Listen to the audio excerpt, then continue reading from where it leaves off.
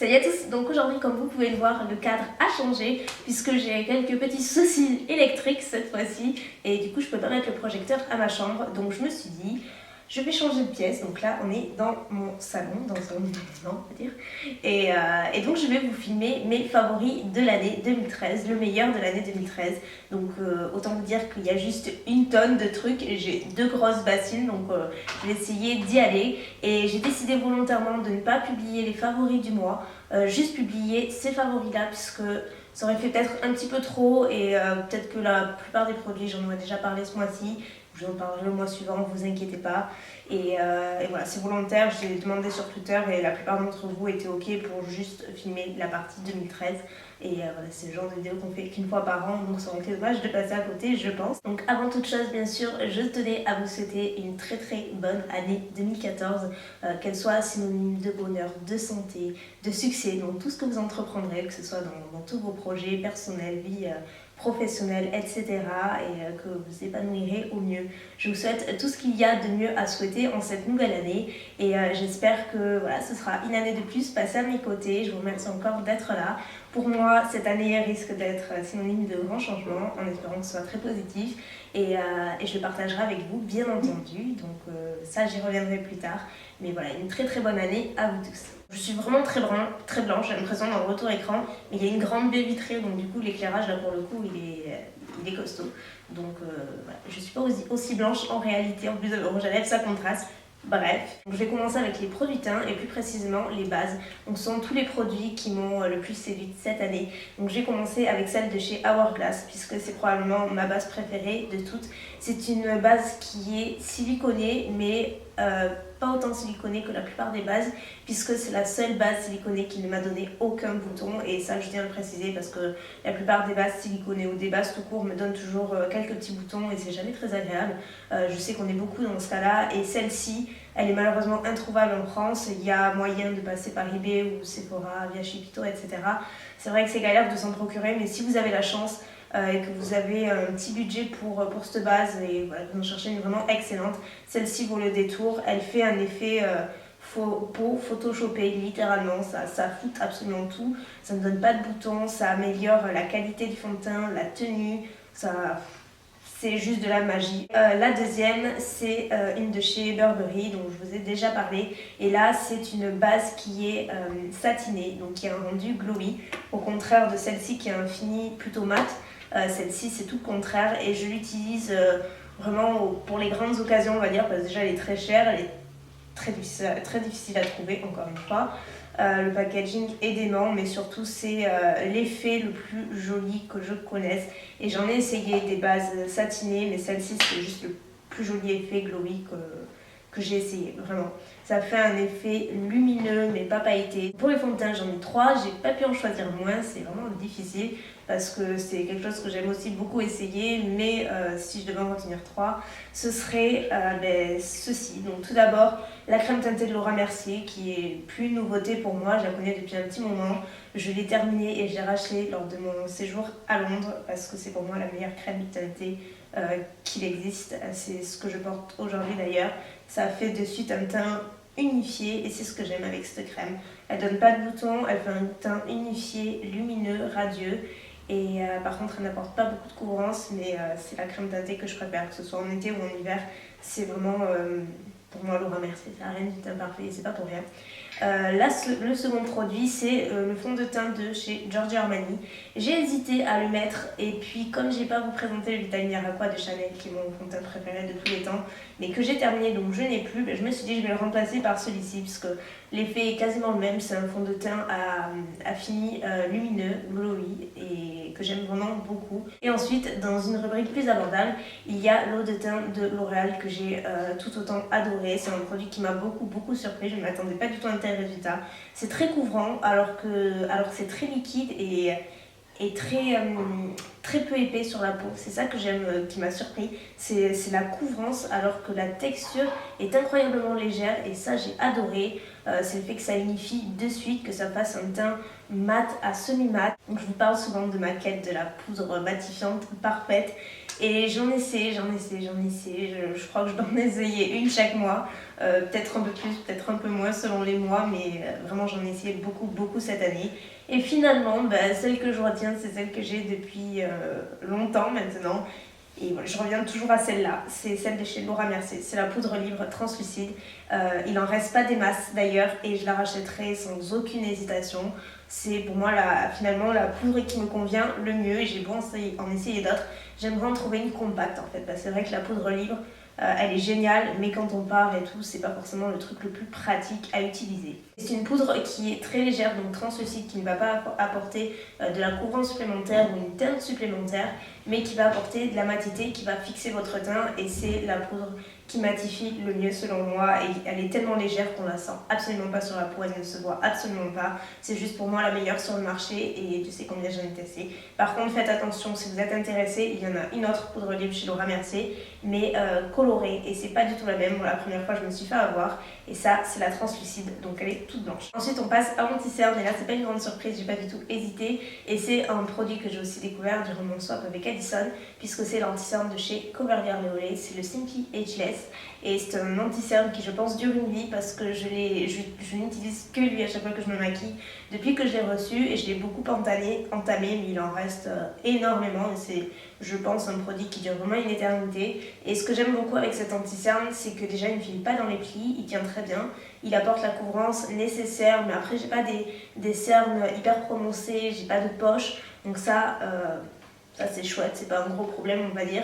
J'attends pas d'un anti-cerne beaucoup de couvrance. En revanche, mon problème c'est que j'ai des ridules de sécheresse qui sont souvent facilement marquées par les anti-cernes et ça fait pas très joli. Donc après, la crème contour des yeux que j'utilise, je pense c'est pas suffisante et je pense qu'avec le temps c'est quelque chose que je vois de plus en plus et maintenant je ne vois que ça. Donc je pense que là je vais investir dans une bonne crème pour contour des yeux, mais avec cet anti-cerne ça se voit beaucoup moins. Donc certes, on voit un tout petit peu, mais quand même beaucoup moins par rapport à un autre anti-cerne parce qu'à l'intérieur il y a des agents hydratants.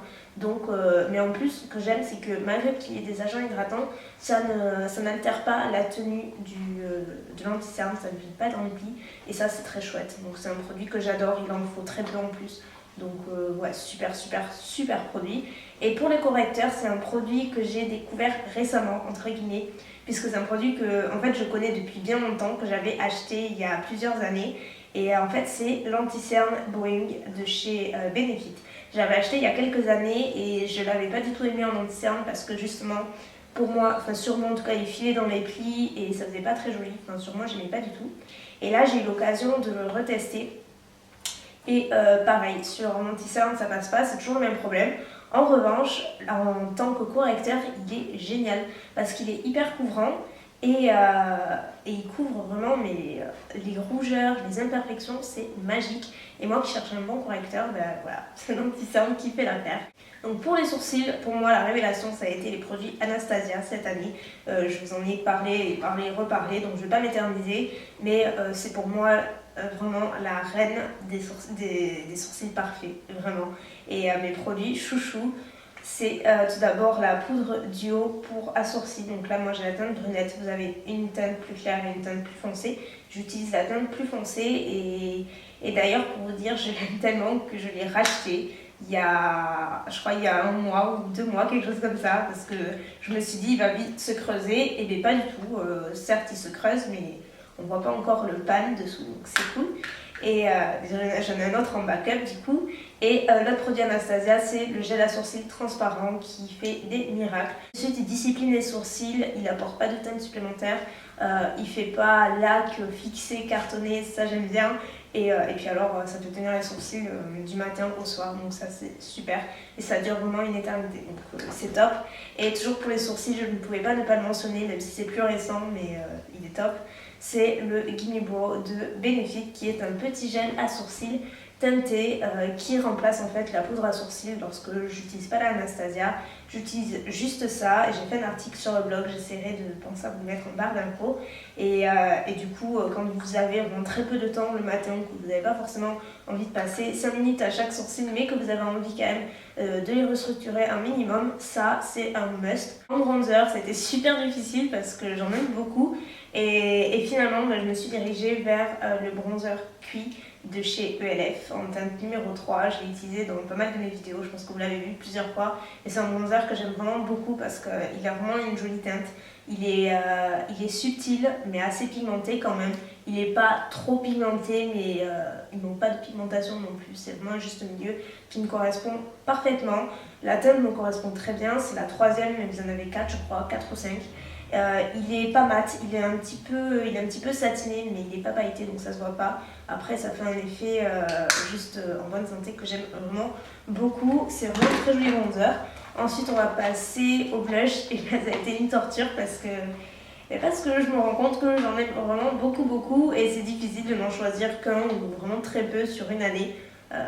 Voilà, c'est juste impossible donc j'en ai choisi 4 et voilà, je suis désolée donc je vais me dépêcher. Le premier, aléatoirement, c'est celui de chez Milani et sinon ce serait tous les blush cuits Milani en général parce que j'en ai pas mal, j'en ai acheté pas mal parce que je les adore. Mais mon préféré c'est le numéro 1, c'est le Dolce Pink et c'est une espèce de bois de rose un petit peu fuchsia, plus foncé qui est du plus bel effet, il est satiné et il fait juste le plus joli effet sur les joues, c'est un super bon blush.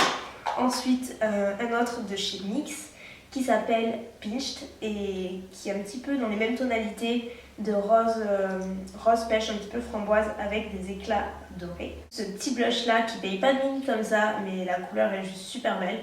C'est le, je sais jamais comment il s'appelle, Rose Silk de chez CoverGirl. Donc le packaging fait assez cheap, on est d'accord, mais la couleur est super belle. C'est un pêche rosé.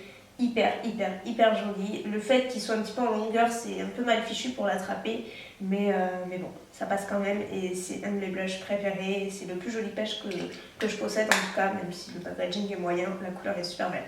Et bien sûr, le tout dernier, mais pas des moindres, c'est le rocateur de Benefit que depuis que j'ai, c'est-à-dire depuis fin septembre, je n'utilise que lui, mais je crois que j'ai jamais autant utilisé un blush en aussi peu de temps.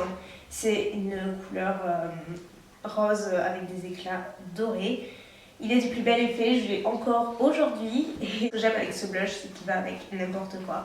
Vous pouvez mettre un rouge à lèvres rouge comme aujourd'hui, ça passe. Vous pouvez faire un maquillage un peu plus chargé, ça passe. C'est vraiment une teinte qui est quand même assez neutre et qui va avec n'importe quel maquillage. Et ça, c'est quelque chose que j'adore. Donc quand je ne sais pas trop quoi utiliser en blush et que j'ai peur que ça passe un petit peu trop ou pas assez ou trop fade, j'utilise celui-là et j'ai aucun souci. Côté highlighter, je n'en ai qu'un et là, applaudissez-moi parce que je suis une fan inconditionnelle des highlighters et en choisir un seul sur une année, ça relève du défi pour moi. Et finalement, ça n'a pas été trop difficile puisque ma plus belle découverte, c'est celui de chez Illamasqua, c'est le Gleam, le Aurora de chez, c'est la gamme Gleam en fait, mais c'est la teinte Aurora.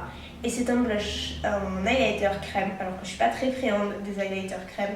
Mais celui-ci, il est juste terrible. Il fait pas de démarcation, c'est une couleur champagne un petit peu dorée mais neutre qui passe par-dessus n'importe quel blush encore une fois et qui fait vraiment un glow magnifique. Vraiment très beau. Donc là, sans aucune hésitation, ce serait le Gleam, le Aurora de Illamasqua. Je vais la bien arriver. Alors pour les yeux, c'est super difficile parce que j'en utilise aussi beaucoup de produits pour les yeux. En une année, c'est énorme. Je me suis concentrée sur 4 produits, donc 2 produits individuels. Tout d'abord, le pigment Tan de chez MAC, qui est une couleur rose gold que j'ai déjà utilisé dans un tutoriel et qui est vraiment du plus joli effet. Moi, je suis pas fan de l'utilisation des pigments parce que ça se révèle toujours un petit peu fastidieux. Et là, la couleur est tellement jolie que franchement, je me fiche que ce soit en pigment ou en fard. Parce que la couleur est du plus bel effet. Et ensuite, c'est un fard de chez Stila. Et c'est le Kitten, c'est un des fards les plus connus de chez eux et c'est un beige champagne hyper lumineux. C'est le fard le plus lumineux que je connaisse et ça, même seul, il est absolument magnifique. C'est vraiment un des plus jolis fards que je possède et vraiment, il est vraiment magnifique. D'ailleurs je l'ai dans une palette, mais je l'avais achetée séparément pour la mener facilement avec moi quand je m'en vais. Et ensuite j'ai décidé de choisir 2 palettes.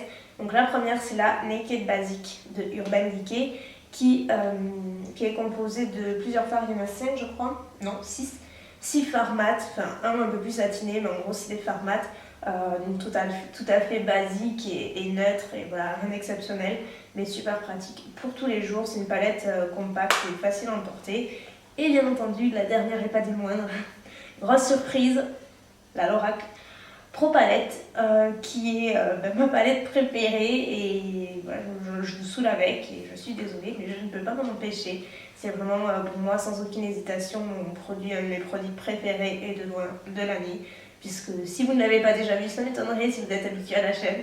En haut vous avez que des fards mat, en bas vous avez que des fards irisés et satinés. Vous avez des fards neutres, vous avez des fards plus colorés, plus foncés, vous avez de tout pour faire un maquillage aussi bien neutre qu'un smoky de soirée. Et ça c'est un truc que j'adore. Pareil, la palette est très compacte et facile à emporter. Et voilà, c'est une palette que j'adore.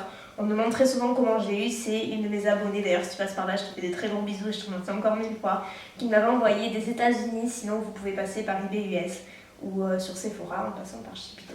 Donc voilà, c'est le favori de l'année 2013, donc c'est-à-dire le meilleur de l'année. Tous les produits qui m'ont séduite, convaincue, ils sont là, ils sont dans cette vidéo, sont ceux que je viens de vous présenter. J'espère que la vidéo vous aura plu, elle était sûrement un petit peu longue, mais là je pouvais vraiment pas faire autrement. Dites-vous que c'est une fois dans l'année comme ça, donc allez, on passe l'éponge. J'espère que ça vous plaira. Et puis moi je vous dis à très bientôt pour une nouvelle vidéo, bien entendu. Je vous souhaite une très bonne année encore une fois. Je vous fais plein de bisous, portez-vous bien et à très vite. Bye.